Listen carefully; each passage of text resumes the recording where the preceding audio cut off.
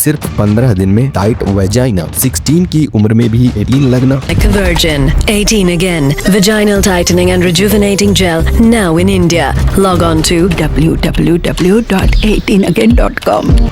प्रदर्शन में इनके अजीब दावे, ऐसे दावे हैं कि पूछो ही मत। ये लिंग एक्सटेंशंस एंड लिंग ग्रोथ पंप की कैटेगरी में आने वाले प्रोडक्ट्स आज ऐसे अजीब उत्पादों ने भारतीय बाजार में अपनी एक अलग ही पहचान बना ली है। जेनाइटल ब्यूटिफिकेशन, जिसका सीधा सा मतलब है कि अगर किसी को उसके जेनाइटल को लेके इनसिक्योरिटी है, उसे लगता है कि उसके जेनाइटल बदसूरत है, तो वे इसे शल्य चिकित्सा या गैर शल्य चिकित्सा से ठीक कर सकते हैं। पिछले कुछ वर्षों में महिलाओं में वेजाइनल ब्यूटिफिकेशन की मांग 3.9% से 29.97% तक इंक्रीज हुई है और डॉक्टर्स का कहना है कि मेजरली इंडियन मेल्स सर्जिकल या गैर सर्जिकल तरीकों से अपने लिंग का आकार बढ़ाना चाहते हैं। अमेरिका से भी एक कदम आगे हो गया ये तो। आपको ऐसे कई केसेस और रिव्यूज मिलेंगे जहां लोगों ने ऐसी क्रीम और गोलियों के इस्तेमाल से अपनी त्वचा को नुकसान पहुंचाया है। इसकी वजह से उन्हें पिंपल्स, रैशेस, पिगमेंटेशंस और सबसे खराब कंडीशन में कैंसर भी हो गया है। बट फिर भी अगर आप भारत में किसी भी मेडिकल में जाते हैं तो आपको उसके सामने काउंटर पर ऐसे उत्पाद दिखेंगे जिन्हें देखकर आपको लगेगा कि मुझे इसकी आवश्यकता है, भले आपको उसकी आवश्यकता ना हो। मेडिकल को छोड़ के अगर अमेज़न जैसी वेबसाइट पर भी ये उत्पाद बिकते हैं तो वहाँ से भी कस्टमर्स सबसे ज्यादा खरीदते हैं। ये उत्पाद डिपॉजिट गारंटी के साथ बेचे जाने के अलावा इनकी एक और वजह है, रीजन सिंपल है, वो है लोगों में बढ़ती हुई इनसिक्योरिटी। राइट, कई इंडियन फीमेल्स में असुरक्षा की भावना भी होती है। अब बात करते हैं फीमेल्स की, जिनमें कई सारी चीजों को लेके इनसिक्योरिटीज बनी रहती है कि उनकी वेजाइना फेयर और टाइट होनी चाहिए। वहीं पर कई मेल्स में असुरक्षा की भावना ये होती है कि उनका लिंग longer, wider and long Lester performance यानी प्रदर्शन अच्छा हो। मुझे लगता है कि ये इनसिक्योरिटी वो भी इन चीजों को लेकर जो इतना नेचुरली है सही नहीं है, पर नेचुरली चीजों पर सॉल्यूशन भी नेचुरल हो तो वो कहीं ज्यादा बेनिफिशियरी होगा आपके लिए। बट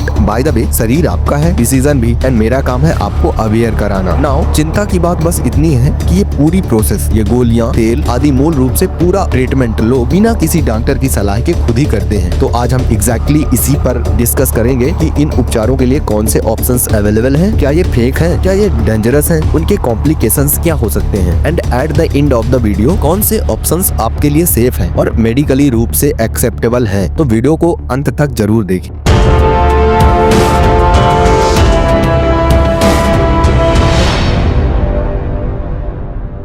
स्टार्ट करते हैं मेल्स प्रॉब्लम से, जहाँ पे इन लोगों की 3 प्रॉब्लम्स मैंने बताई हैं, लॉन्गर, वाइडर एंड परफॉर्मेंस। इनका सॉल्यूशन है हर्बल और आयुर्वेदिक तेल, क्रीम और गोलियां, जिनका दावा है कि अगर 2 से 4 मिली ड्रॉप्स रोजाना 10 मिनट तक मसाज की जाए, या अगर गोलियां हैं तो समय समय पर बताए अनुसार इनका सेवन किया जाए, तो ये क्लेम करते हैं कि आपको सिर्फ 20 दिनों में 100% रिजल्ट मिलेगा। दैट मीन्स उनके अनुसार सिर्फ 20 दिनों में लंबे, मोटे और बढ़े हुए सेक्सुअल स्टेमिना ये सब प्राप्त हो जाएगा। हालांकि मुझे लगता है कि शायद ऐसा नहीं होता। अगला उत्पाद है पेनिस एक्सटेंडर। इसे इस्तेमाल करने के लिए डिवाइस को इस तरह से लगाना होता है जैसा आप वीडियो में देख रहे हैं, और थंब स्क्रूज को आगे की तरफ खींचना होता है ताकि पेनिस को खींचा जा सके। अब इसे 4 से 6 घंटे तक पहनना होता है। फिर से प्रोडक्ट्स कंपनी क्लेम करती है कि यदि आप 6 महीने तक हर दिन 4 से 6 घंटे डिवाइस का उपयोग करते हैं तो आकार निश्चित रूप से बढ़ेगा। ये सब कितना वियर्ड नहीं लग रहा आपको? लेकिन मान लीजिए कि अगर आपके पास 6 महीने नहीं है और इंस्टेंट रिजल्ट्स चाहिए हो तो इसके लिए भी एक उपकरण अवेलेबल है, पेनिस एनलार्जमेंट पंप। बेसिकली इस प्लास्टिक सिलेंडर को लिंग पर एडजस्ट करना होता है और फिर पंप से सारी हवा बाहर पंप करनी होती है जिससे वैक्यूम टाइप जनरेट हो सके। यानी प्रोडक्ट को पेनिस पे एडजस्ट करना होता है और फिर पंप से सारी हवा बाहर पंप करनी होती है। इस तरह यह ब्लड फ्लो को तेजी से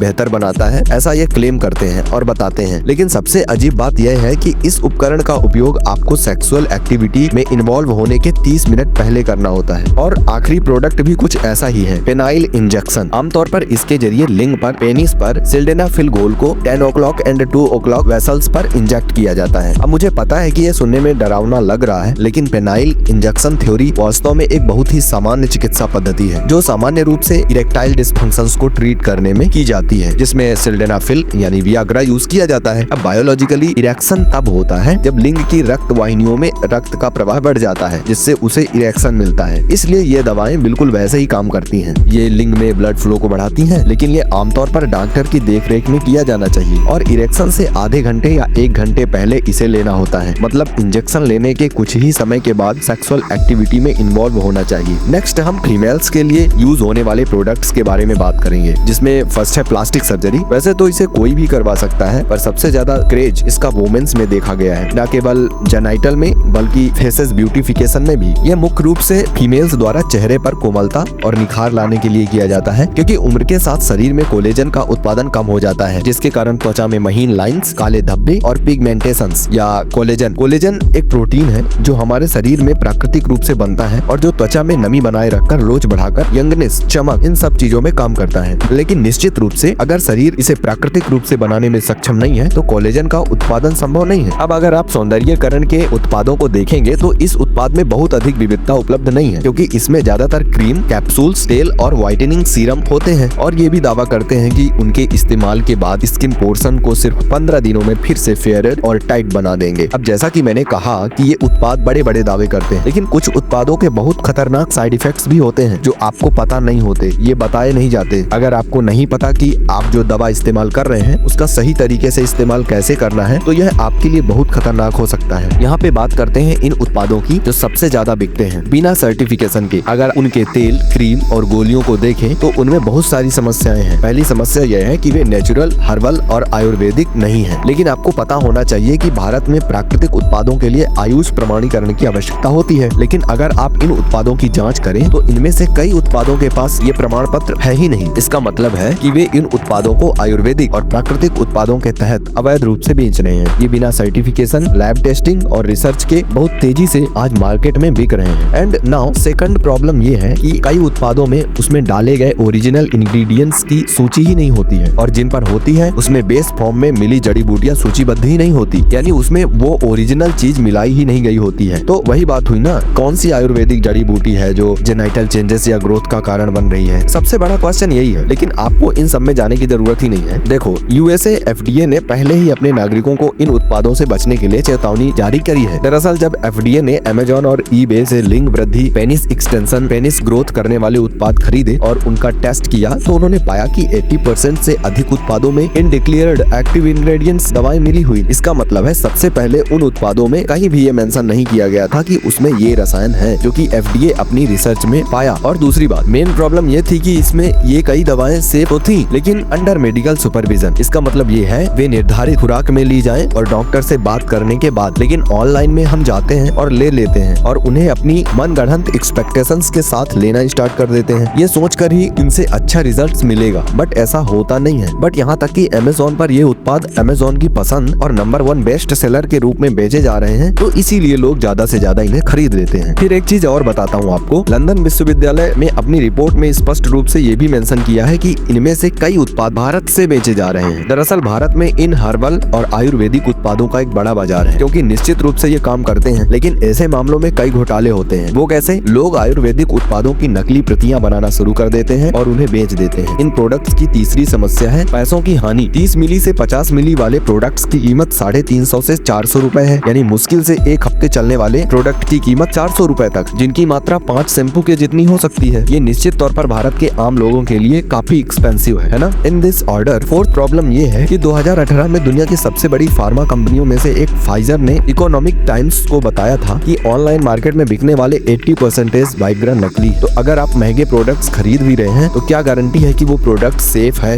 एक और प्रॉब्लम क्या आती है, जब males penis growth, penis extension pump का यूज करते हैं, तो इसी के आधार पे टाइम्स ऑफ इंडिया ने एक अध्ययन प्रकाशित किया था। इसे आप लोग ध्यान से देखो। 6 माह में सिर्फ 0.3 सेंटीमीटर की ग्रोथ, और इस डिवाइस को 6 महीने तक पेनिस पे यूज किया गया, समझे आप? जो बेसिकली ये जो प्रक्रिया है सुनने में दर्दनाक लगती है, उसके लाभ शायद नेग्लेजिबल है, लेकिन फिर भी अगर आप देखें तो इसके उपयोगकर्ताओं की संतुष्टि रेटिंग 30% है, और इसीलिए कई डॉक्टर्स मानते हैं कि यह एक प्लेसबो प्रभाव हो सकता है। तो एक बात तो पक्की है कि ये सभी सो कॉल्ड यौन कल्याण उत्पाद जितना भी दावा करते हैं कि उनके उत्पाद परिणाम देते हैं, सच तो यह है कि इस बात का कोई नैदानिक सबूत नहीं है कि गैर सर्जिकल उत्पाद लिंग के आकार, लंबाई और चौड़ाई को बढ़ाते हैं। अब बात करते हैं महिलाओं के उत्पाद की। अगर महिला उत्पादों की बात करें तो पद्मश्री डॉक्टर मंजुला जी ने साफ कहा था कि बाजार में मिलने वाली Viagra, vagina whitening cream, bleaching cream में इस्तेमाल होने वाले स्टेरॉइड्स संक्रमण पैदा करने वाले होते हैं और नियमित इस्तेमाल करने से वजाइना के आसपास स्किन बहुत पतली और काम न करने वाली हो जाती है और इसीलिए उनका कहना है कि ओवर द काउंटर उपलब्ध क्रीम का इस्तेमाल खुद से इलाज के लिए बिल्कुल नहीं करना चाहिए। और अगर कोई सच में स्किन लाइटनिंग करवाना चाहता है या कोई ट्रीटमेंट करवाना चाहता है तो त्वचा विशेषज्ञ से सलाह जरूर ले, क्योंकि त्वचा बहुत संवेदनशील होती है। इसलिए इन उत्पादों के दुष्प्रभाव भी होते हैं, जैसे छाले, जलन, चकत्ते और पिगमेंटेशन आदि। सभी डॉक्टर्स यही सलाह देते हैं कि साइंटिफिकली प्रूवन सर्जरी इन 100 उपचारों से 10x बेहतर होती है। इसीलिए अब बात करते हैं इनके उपचार की। तो